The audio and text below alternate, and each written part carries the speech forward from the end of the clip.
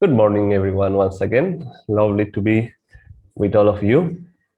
And today we have a really good topic, strength uh, in humility, or strength in humility? Strength through Through humility. humility. Uh, and there is the two aspects really to this thing that one is the fact that humility gives us strength, and the other is the fact of humility itself. And I think when we think about humility, our minds go automatically to the autobiography of a yogi, that not just because it was written in a spirit of complete humility, but one particular story in the autobiography of a yogi that we remember, and I'm going to tell the whole story. But Lahiri Mahashaya, when he went to the Kumbh Mela and he met Babaji, who was cleaning the feet of a sadhu and going to wash his utensils, and he told Lahiri Mahashaya, I am practicing a quality that is pleasing to God above all others, which is humility. And humility is that one quality that we all have to develop on the spiritual path, but it's not something, it is a strange one because it is not like love or joy or things that, we just express it like that, because humility really is effacing ourselves in a way, um, but in a positive way, not in the way of saying that we don't exist in a, well, how to say it, well, for that I guess I'll read this story right away that I wanted to share with you, from conversations with Yogananda. In fact, both of us wanted to share with you. So this is Yogananda saying something very interesting. He said, those who are with me, I never have any trouble with. Just a glance with the eyes is enough. It is much better when I can talk with the eyes. I just wilt when I have to scold outwardly. All those who are with me, most of them anyway, are saints from before. What he meant, I think, was all those who are in tune with me. That is Swamiji's comment. Then Swamiji said, sir, what about those who don't seem all that saintly? Yogananda, well, some of them are fallen saints. Swamiji, I was thinking of myself, sir. Master, it is better to have neither a superiority not an inferiority complex. Whatever you are, give it to God. And that's what I was trying to get at without like just saying it exactly how he said it, I guess, that I think when we all start on the spiritual path, we all have the tendency to, in the name of humility, to efface ourselves in a negative sense, to say like, oh no, no, please don't say that. Oh no, it wasn't me. Oh no, it's all God, which is true. It is all God.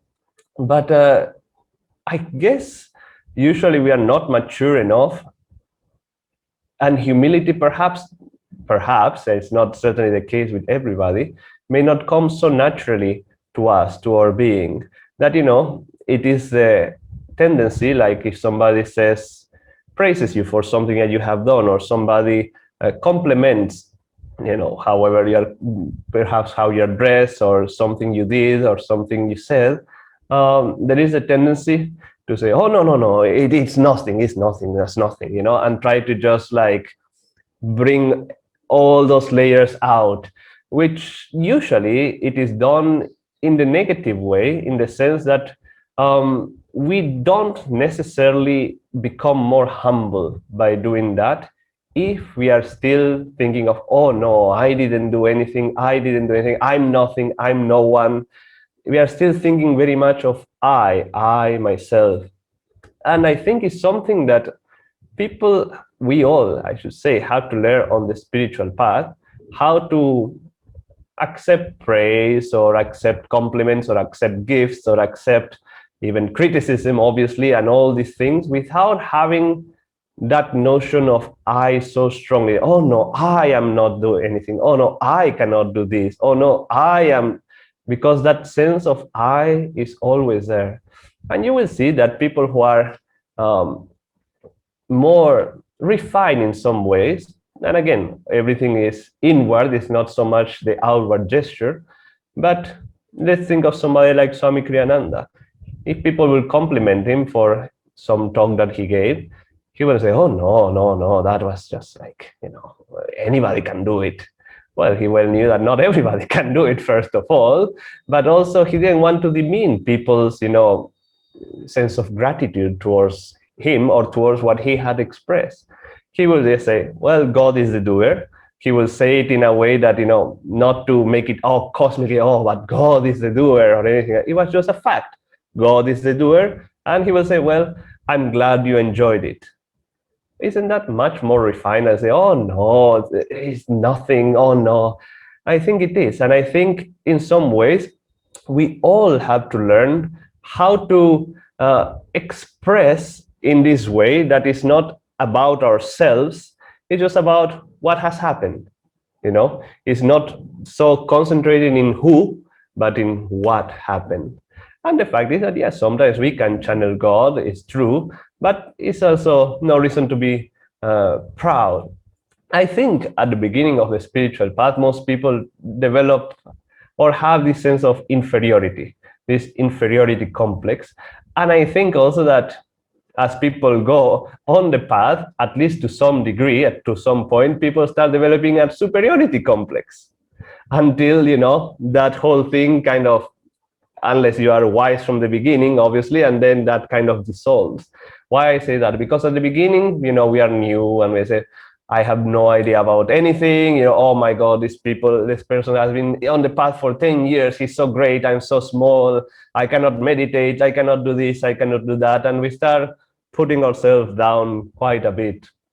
And then, suddenly somebody has been on the spiritual path for 2 years. I say, "I've been here for 2 years. These people are just beginning. I have so much to tell them. I have so much to share with them." And, the ego starts becoming bigger and bigger and bigger.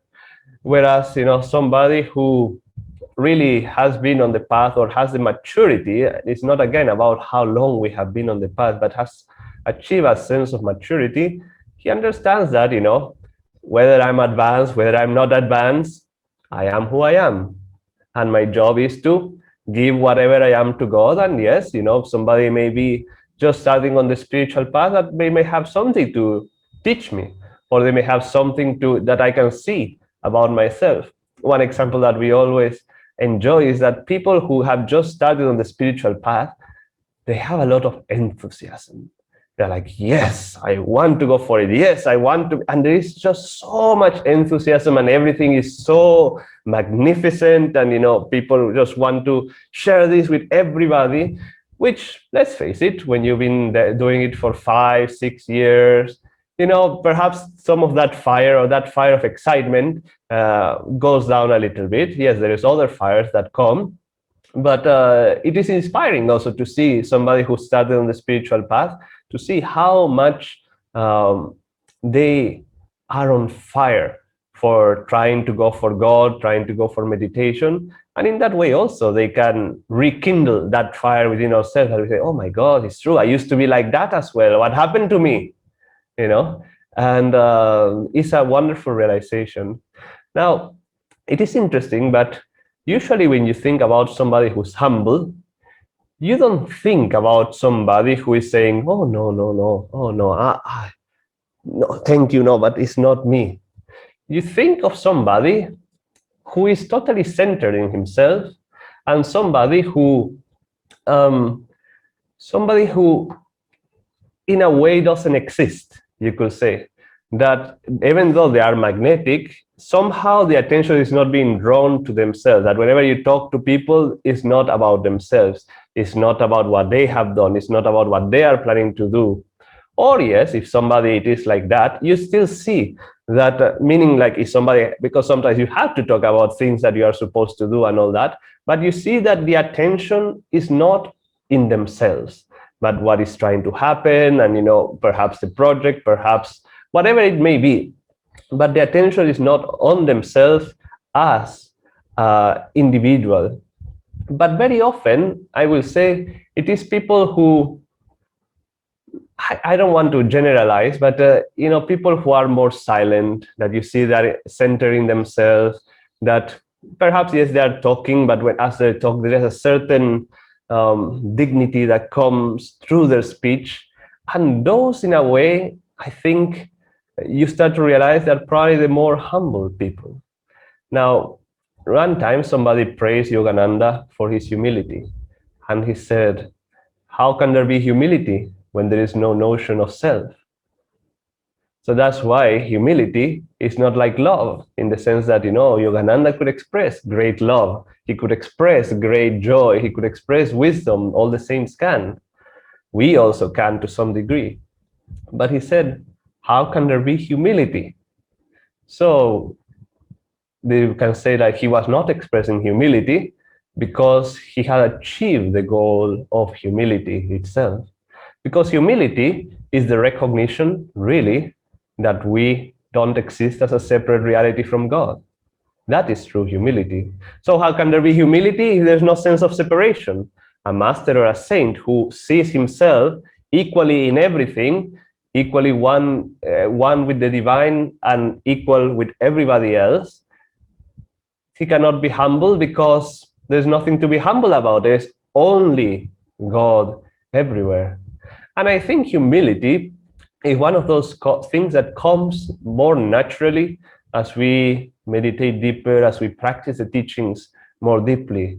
Because again, it's that realization and that feeling that we are not separate from one another, we are not separate from God, from the divine.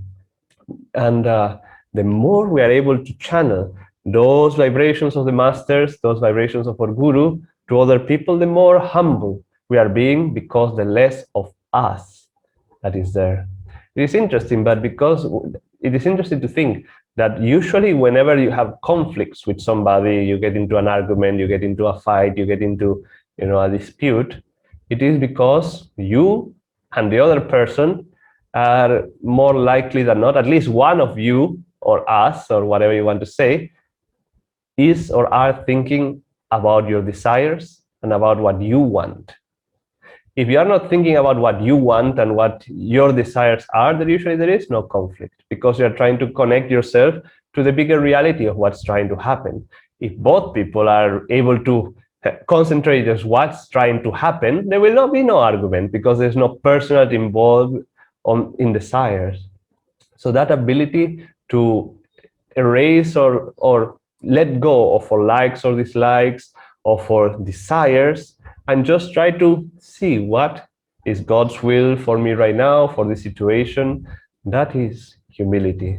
And that is the quality that is most pleasing of all to God, because the more we are humble, the more it means that we are living in that oneness.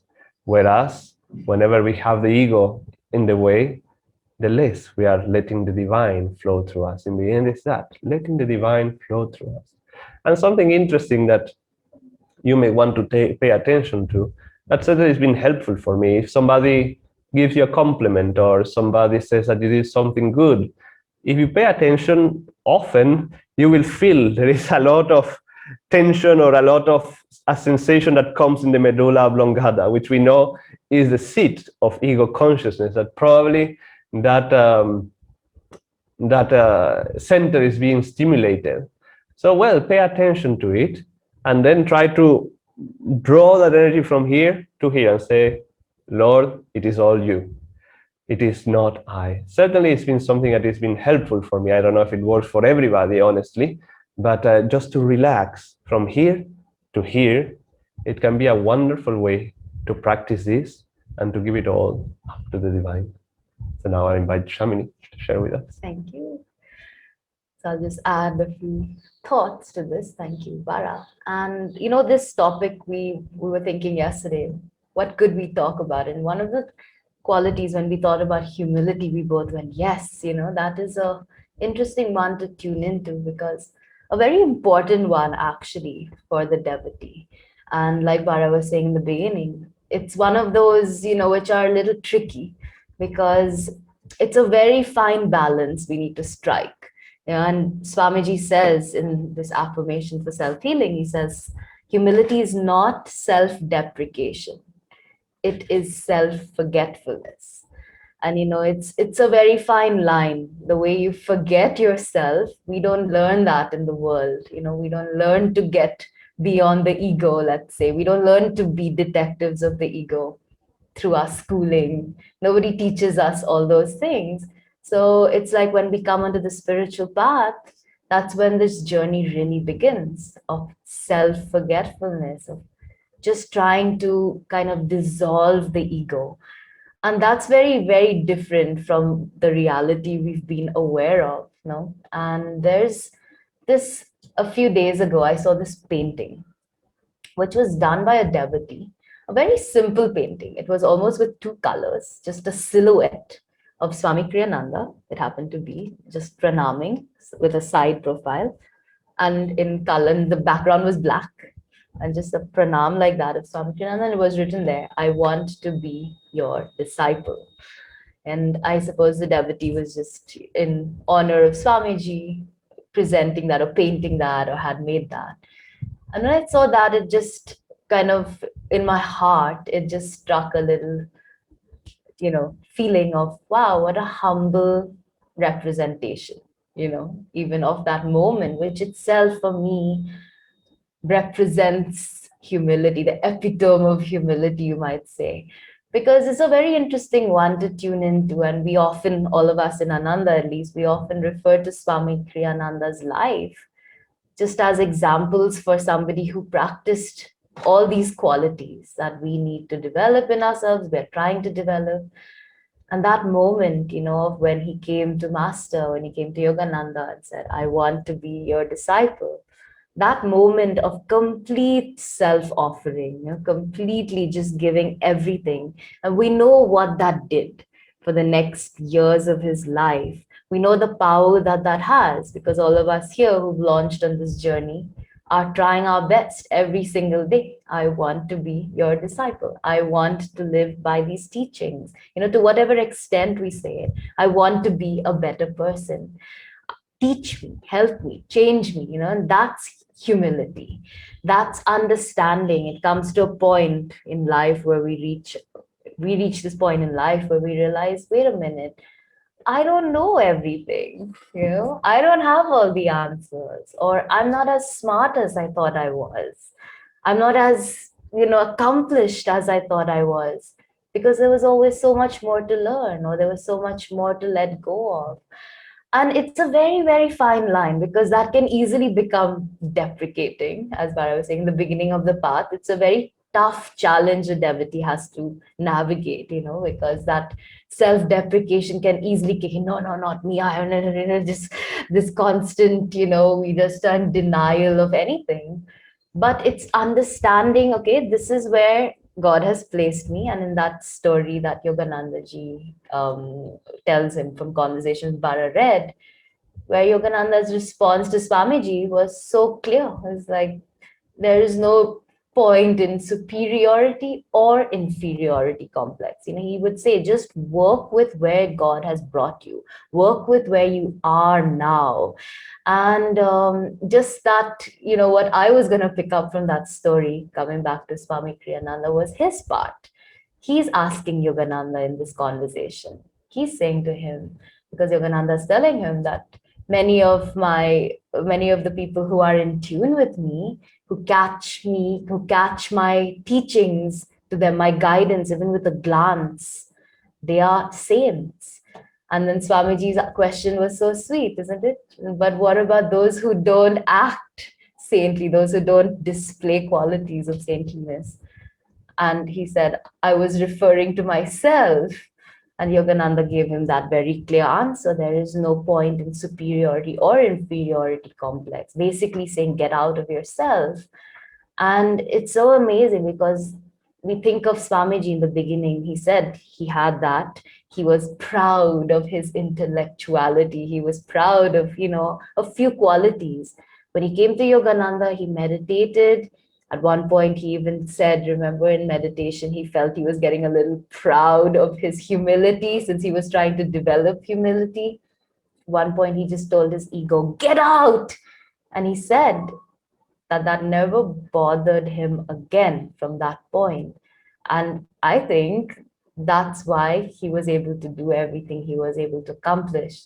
It's as much as we can get ourselves out of the way. We may not have the force of Swami Kriyananda to do it in one meditation and say, get out, but we do it constantly. We do it again and again, and we get the opportunities. We watch out for the chances, because it's so amazing to think that this, when we come to the spiritual path, in a way, it's a journey of really unlearning, isn't it? It's removing those layers we've built around ourselves. It's getting rid of all those definitions and just the baggage we've accumulated, good or bad. We're just getting rid because we want to get back to the essence of who we are. And you can't display humility, let's say, without kind of removing some of those layers and being real with where you're at, being real with who you are. You don't want to practice false humility. You don't want to make it a show. We want to really be where we are at and offer from where we are to God, offer from where we are the very best that's in us. That's humility as well, isn't it? It's just, this is where I am. I'm going to give it my all, and I'm going to do the best that I can. But in understanding that I have more to learn, in understanding that I need to change, I want to change, you change me, I can't change myself. That's really true humility. It's coming to that understanding. And it's such a very fine line, but when we reach that, it becomes a strength for the devotee. It becomes a great strength, because then when we're out here, even let's take an example of community, online, in-person community, we see the blessing and the opportunity to change ourselves. We see reflected in circumstances and people around us. They're always showing us things we need to refine in ourselves. We're helping each other in that way. Maybe I shouldn't overreact. Maybe I shouldn't respond. Maybe I should stay silent this time. Maybe I should just listen. Maybe I should just be part of the energy here and try to give silently to this. That takes humility to come to that understanding, rather than let me tell everybody, what I know and all the things that I have accomplished. We have to come to that, and we have to understand how to kind of integrate as a part of something much bigger. And when we come onto this, that's the blessing of spiritual community. I was thinking, sometimes it's also a nice thing to kind of come back to zero, to take up. That's why in ashrams, let's say traditionally, people come, and the jobs you do there, no matter what you were doing outside, you may have been a CEO of something, you come there, you get down on your hands and your knees and you scrub. You do like work seva that's, more kind of humility inducing. No, it just helps you. You just think of this as the traditional ashram concept.